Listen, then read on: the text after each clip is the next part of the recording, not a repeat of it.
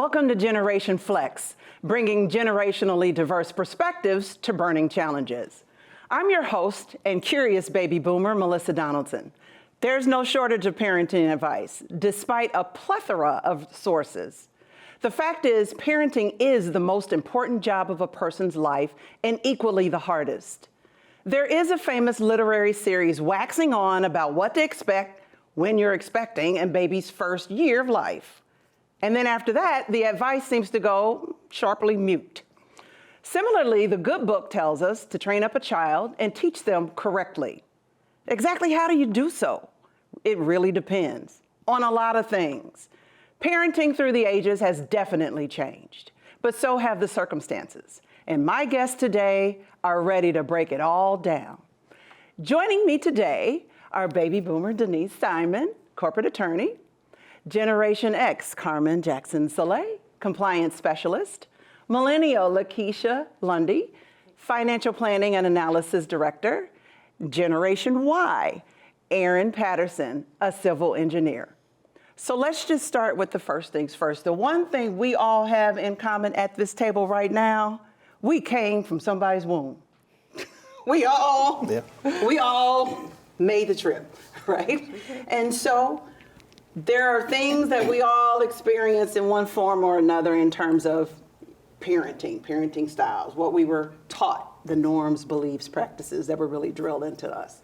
What are some of those examples for you? What's some of the parenting that you're like, Ma, whomever your most influential nurturer was, what were your takeaways from that? Denise? Well, I would say I was fortunate to be raised in a house with mom and dad, but my grandparents also lived with us, so we were from that generation. So I had a lot of nurturing and a lot of rules, and I'm not mad about it because it made me who I am today. But I would say the takeaway was a lot of love. We were raised during the era where it takes a village to raise a child, and it really did take a village, and the neighborhood all joined in. Yeah. So you can go next door, Miss Green, and tell them. Someone would get you straight. So, how about you, Aaron? I had a similar upbringing. I was fortunate to live with both mom and dad, and we had a very family-focused approach. So a lot of time spent at my grandmother's house, both my father's side and mother's side. A lot of time spent with aunts and uncles, cousins. So just a sense of just a larger group for the kids to get that nurturing from. So I really, as I get older and look back on that experience, I really see how blessed I really was to be able to have the two-parent household. Then also, like I said, the grandparents, the aunts, the uncles, the cousins, spending all that time with them. Any siblings? How big is your family? Yeah, I have 3 siblings: older brother, and younger sister. Yeah, I have two brothers, 2 sisters. I'm number 4 of 5. So those bigger families, you have to box your way to be heard. And I was the baby of the family, so I got a lot of extra attention. You got all the breaks. I'm the baby too. I'm the baby too. I'm the baby girl, so there is something to that. Lakeisha, how about you? Well, it was a little different from me. My mom was born and raised in Trinidad. When they came from Trinidad, they actually moved to Windsor, Ontario, so she was actually in Canada. My dad was from Detroit, so they met in Detroit. So that's why I'm from Michigan, but I have a lot of family that's in Canada still, and Trinidad, New York, certain places where Caribbean people move to when they come to the States or leave Trinidad. So my grandmother was in Canada, and we saw her often, and then we had a grandmother that was there. Half of my childhood until maybe early teens, my parents were together, and then thereafter they were split. But having a West Indian mom, one thing that I kind of really took, and I'm working on it every day, especially as an adult now reflecting, is her sense of calm when she came home. She was always happy. And we never felt any of the pressures that she had from life when we came home. So that was one thing that I really took from that, along with just the structure that my father brought to the situation. It was just the nurture and the calm that she brought to our family. How does Trinidadian parenting differ from American? You know, the experiences are different because, you know, you would see, it's like, oh, this is a black woman, but she has a completely different experience from an American black woman. So the optimism was a little bit different as far as flexibility and trust.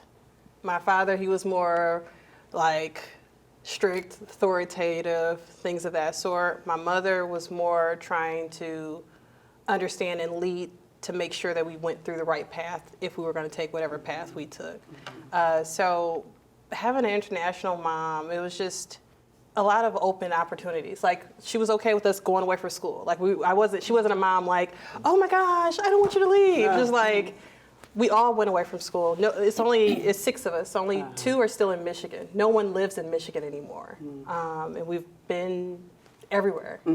So just having someone who's not even from where I was born just open our eyes to just see the world differently. That's really awesome. How about you, Carmen? I am from a traditional family, 2-parent household. I have 2 older sisters, significantly older, so I'm the baby. My mother was kind of the disciplinarian person. She was the person who would say, if you are on time, you're late. But she was a stay-at-home mom, so she never really had a schedule, although she always kept us on a very strict schedule. But a little different from a lot of people, I think, in her generation. My mother was one of those parents who said, speak what's on your mind. You know, you have a voice, use your voice. So it wasn't I wasn't raised kind of speak when spoken to, which I think I had a lot of friends who that's kind of how they were raised. My mother was kind of the opposite of that. Usually kids were you seen and not heard. Well, yeah. Got me in a little trouble too, but that's okay. They didn't have to know. You're too cute to get busted. You just sit there and smile and smile. So what is something that you feel like, you know, it was the non-negotiable? You had to make up your bed, take out the trash, share the chores, you know, be seen and not heard. Like, what was the non-negotiable that you really, like, you know, this is something that I really kind of live by today? In my house, it was education. Non-negotiable. Non-negotiable. It wasn't if you're going to college, it was where. That was a non-negotiable in our house. Okay. Yeah, that was the same in our house. It wasn't like an A through F system. It was A, B, C. You know, if you got A, it was all right. You know, keep it up. B, what happened? And C, you just come. That wasn't an option. Yeah. Kind of a do-over. Like, oh no, you know, and there was once a time where, you know, kids would be held back. They'd be held back a grade if you weren't achieving at what today would be called a proficiency level. You were going to get held back, and that was not going to happen.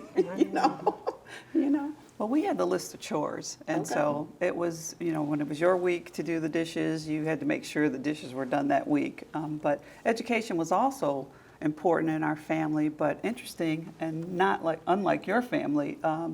I was the first one, so I'm the youngest of 4. Although my 3 older siblings went to college, they had to go to school locally. And I was the first one that they let actually leave the state to go away to college. And it was, you know, basically because my sisters were pushing for it. Let her go. No. You know, so, yeah, so very different. If everybody's so close, like you talked about having that extended family, you know, all around you, if everybody's so close, it's difficult to let somebody like leave. What do you mean? You're going to send them out into the you know, world. I have a niece that went off to boarding school, and it was like, are you kidding? Why is she going to boarding school? And you know, it was just one of the best decisions ever. Yeah, no. So from I'm sorry. Oh no, I was just going to say my parents weren't having that. We didn't go to summer camp. we couldn't go to sleepovers. How about the spring break? I didn't realize that until I moved to Chicago in my 30s. No. Like, people do what? Yeah, no. I thought you took the break to go and, you work at the mall or get more hours at the mall. People were going on vacations. Are you serious? Everything local. I'm sorry, Aaron. Yeah, for me, sort of a non-negotiable was respect for elders. So, grandparents, parents of friends, yes, sir, no, ma'am. I still find myself today still, carrying that. Still, yes, ma'am. Those, those manners. Yeah. Did anybody have labels for elders or your parents' friends? Like we had Mr. Dan and Miss Joanne, and even to this day, my kids are, it's Miss Denise, it's Miss Sherry, it's Miss, did you have any of that where you couldn't just say Carmen? Yeah, for sure. We could not call adults by their first name. No, Could not it was call an you'd adult have by their to, first name. start it off with Mr. whoever and then, or Miss whoever. Yeah. For my mother and my father, it was okay if the adult said you could use the first name, but my mother was completely anti, like, Miss Melissa. It would be Miss Donaldson was fine. She was okay with you saying Miss Donaldson, or you could call her Sarah, or you could call her Miss Jackson, but not Miss Sarah. Okay, so I slacked on that one. But okay. Well, we'll put a pin in it right here, and we'll be right back. Next up on For the Culture, we talk about Black girlhood in Chicago with two leading organizations sprinkling Black girl magic all over Chicagoland. Even today, when I'm posting things on our social media about our dancers, we've had comments that have come through such as, take the shoes off, this is not for your culture. For the Culture with Christina Steed airs Tuesdays at 7 p.m. on CAN TV, Channel 19, streaming on cantv.org, and now available on the CAN TV Plus app. Welcome back. Now let's shift from personal parenting experiences to generational parenting experiences. The two generations getting active parenting today are Generation Z, which is ages 14 to 27, and Generation Alpha, or Gen Alpha, also ages 13 to literally today. So what are the influences? Now, who here has the Gen Alpha and the Generation Z that you're actively parenting? I've got the Gen Alpha. Okay, you've got the Gen Alpha. Yeah. Alpha. You got the Alphas too? Alpha kids, yeah. What are the influences today that you are really finding yourself as a parent navigating? So my children, they're 10, 6, and 1. So my 10-year-old is starting to she wants to get a cell phone. She's curious about social media. So that is something that my wife and I were very, very cautious about her access to it, and still talking through those things. That's something that everyone who's parenting Generation Alpha kids is going to have to figure out the best way to talk about those sorts of things with their children. What's the right age to get a cell phone? Anybody? Older than 10. Older than 10? Yeah. I was thinking like maybe 13. Oh, no. Okay. I say younger. The kids now, they have them at, in grammar school. Wow. Yeah. Okay.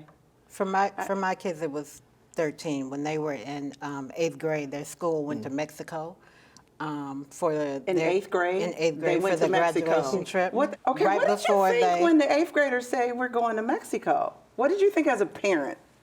I knew about the trip before. It's one of the reasons I picked the school, so I was great with it. Okay. Did you chaperone? Not in Mexico. No parents were allowed to chaperone in Mexico. Really? So they had trips every year for every grade up until 8th grade to prepare the kids for the going away and not talking to parents. What happened to just going to Washington, D.C. to see the White House? Right? That was an education. Wow. Okay. Yeah, I agree. You need a cell phone. I think for me, the influences that, with my kids, they're 4 and 5. The 5-year-old will be 6 soon. It's social media, but the other thing is the gaming. We gave My 4-year-old just got introduced to really using the tablet Christmas, and it's very difficult to get her off the tablet. The Roblox and all those other games, and then the games sometimes have promotions that are not age appropriate. They might not be like X, but it's like, that might be for a 10-year-old, and I have my 4-year-old looking at that, or something along those lines. I think the tablets and the gaming might be a big influence that I'm probably most concerned about with my kids. Now, Denise, you have grandchildren. I have grandchildren, Okay. yes, who have cell phones. Okay. So, I mean, but they have to now. When you think about what's going on in the schools, and there's a lot of issues lot that happening. arise throughout the day. You want them Yes. to be able to reach you and also reach help if they need it. So, it's a different time. My children, who are adults, they did not have cell phones at that young of an age. They were, junior high before they got their cell phones, but it's a different time now, so. It really and the needs is. are different. The You know, concerns are very The different. concerns are very Yeah, different. safety is a huge issue now, so. That we That's never so even thought true. about, Yeah. right? That's major. Like, Yeah. I think if I had a kid that young, I agree with you about the safety issue, but the cell phone, they just wouldn't have access to all the different kinds of media, Oh, you yeah. know? So Yeah. it would be a cell phone, Well, that's not where the access parenting to comes the in. internet. And, Exactly. yeah, You all make that. sure you Yeah. control the access, Yeah. what they're doing, Yeah. and, Yeah. and limit the time that they have it. So. My kids were athletes, and they were also latchkey. So I had them learn how to just take care of yourself. Like Red Cross training, just take care of yourself. I can't babysit anybody else. Just take I think my son got his first cell phone when he was 8. And he was 8th grade. It really, like you say, it really depends. The kids are busy. Kids have things going on. But what is something that I'll say is permissible with your children or that with children today that just would have gagged your parents? Like that would never have happened. So for me, it was the first time my oldest was going to the prom, and they had this extravagant overnight getaway after prom. I'm like, the after prom was in the gym at the school, and you had to be home before midnight. So what is that? What is that for you? We know Mexico. You win on that one. you would. I was fussing about this the other day. We did not have options on food. My kids are young, and they tell me what they want to eat. You We tell them did- how to cook? I'm teaching the older one how to cook a little bit now. Like, okay, come help mommy with this. But we ate whatever was provided. Yes, That's very true. But the children are very vocal about, I don't eat this, I don't eat that. And that just would have been a non-negotiable. But everyone around this table, you have seen a level of success, and you know what it's like to have choice. And I think they've watched us order off menus and have people come and write everything down and like, oh, well, that Definitely. must be a thing. Definitely. You know, something that drives my husband crazy is even with our kids, but when we go on vacation, little kids in the hot tub, in the jacuzzi, that drives him It drives me crazy. too. crazy. Yeah. Because he's like, when did that happen? It used to be the jacuzzis were reserved for adults. That would drive me crazy too. I'm with him. Social media. You all mentioned cell phones and the use of technology and those kinds of things. Social media has really driven, in my opinion, this insatiable need to be liked, to be seen and be liked, to have friends, right? How does a parent strike the balance of being that sort of parent friend and being an authoritative figure that really that child still needs? How do you balance that? Aaron? Yeah, that could be difficult. My wife and I, we were having a conversation probably just a couple of weeks ago about, who do we think is the authoritative figure to the kids, we both thought it was the other one. so we probably. So you got the good cop, bad cop going. Well, so it's with your probably, kids. it's probably neither of us. And you trade places. You got that eye thing. Yeah, I You're was like, yeah, I thought it was you. She was like, no, I thought it was you. Yeah, so, obviously, kids, they have different needs. Each kid is going to be different. That was a big surprise to me. I thought, same parents, same parental style, very, very different children. So they all need different. That's interesting. Yeah. So they all need different things and at different times. So you sort of have to figure out at what times they need a friend and what times they need that authoritative figure. So it's probably not a simple one-to-one deal. It's something that you have to change, you have to adapt for what's needed. You got to pay attention. Yeah, There's a lot going on. Yeah. Anybody else? You really do, and I think that's the key, is paying attention. So for the social media thing, wasn't a huge thing for my kids because they're grown now. So when social media came around, they were in high school. But I did not allow them to have social media until it was kind of forced upon me because they were athletes as well. And then when the athletic teams went to social media, posting all the practices and everything on Facebook, we had to get, social media accounts. So I think that kind of was a forced thing for us. But I would say striking the balance between, being a friend and not, you do have to communicate with the kids.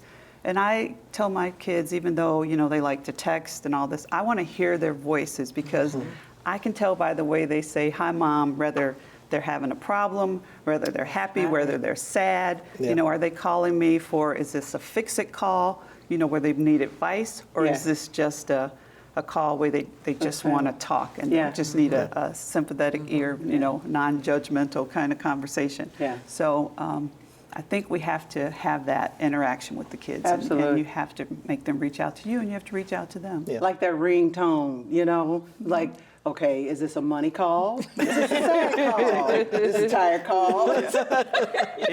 Right. Like, here we go. Gotta know. Okay, we got just a few minutes left. I'm just gonna give you some rapid fire, parental dilemmas. You just tell me what comes to mind, okay? All right. Does a minor have a right to privacy from you as parents? No. Okay, no, is it no. Hinge off the door situation? I would say yes. Okay, Or maybe even the illusion of privacy. okay, the illusion of privacy, which is, They think so. So like for my, this is I guess not exactly privacy, but like my daughter, trying to get her to walk to school by herself. oh, okay, yeah. Earliest age to wear makeup? I struggle with that. My daughter was a dancer, and they kind of That's true. put makeup Okay. on her Okay. a little bit early. Maybe she was 10, but I didn't allow it before 10. Earliest age to date? 16. It was 16 for Okay. me, and I'm 16 is holding first fast. in line. I'm going to say 18. Okay. Earliest age to instill faith doctrine? Oh, birth. Or young. Absolutely. Birth. Okay. Older child, pay rent or not? No. No. No? Your face really changed on that. No rent. You're like, why would they pay rent? Use of foul language or disrespectful language in your presence? What age? No. Never. No, never? Even older? No. It's hard. Yeah, I say never, but sometimes it kind of slips out because I I didn't think, you can do it. You're the parent. You can always do it. sometimes it slips out for me and That's for in the them. Constitution. You You know what? There are some slips. So when you have your own household, I would say. When you got your own house, you can say When you what have you your own want. household, Okay. we're talking Okay. amongst each other, you can let it slip. Friends over, visiting, in the bedroom, door open or closed? Open. Open. Okay. Look, your eyes were like, as close to even an option. No. No, I guess I know. This last one. Even Age, when you could stay out past, they can stay out past street lights coming on. 16. 16. I didn't say past midnight. I said past street lights. The street lights come on at 6:30 go now. pretty early. Yeah, right. I was thinking like 13. Okay, okay. Yeah, I'm saying 16. That would be some of the parenting doctrine I got. Yeah. So, we'll have to hold it right there. We'll be right back after this. He was, or some suggest remains, the chief enforcer for one of Chicago's largest and most powerful gangs.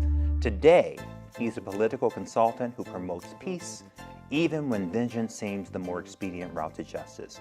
Join me for my conversation with this living legend, Wallace Gator Bradley, on In the Arena, Friday night, 7 p.m. on CAN-TV 19 and streaming on cantv.org. Parents in any form are the earliest influence and guide that a child will have. It is for that reason that one never really stops parenting, albeit under differing parameters. How wonderful it would be to keep our kids in a bubble, to ensure that our values and norms that we swear by are kept sacred and unchallenged. But if we are honest with ourselves, some parental influences were less than ideal, yet we turned out okay. Today's climate is both reminiscent of previous generations and in other ways completely unrecognizable, which means parents won't always know what's best. There's no reference, no same lived experience. Parents can only try their best to instill the morals, ethics, and values aimed at cultivating independent, productive, and caring individuals. Borrowing from the transformational example of the butterfly, change brings struggle, and struggle brings self-reliance and resilience. The fruits of our labor requires that we see our children, irrespective of age, and that we teach, hear, and learn from them. And above all, that we love them unconditionally while they transform. They will always be your baby. I'd like to thank my wonderful guests, Denise, Lakeisha, Aaron, and Carmen. Until next time, remember to live, laugh, and love.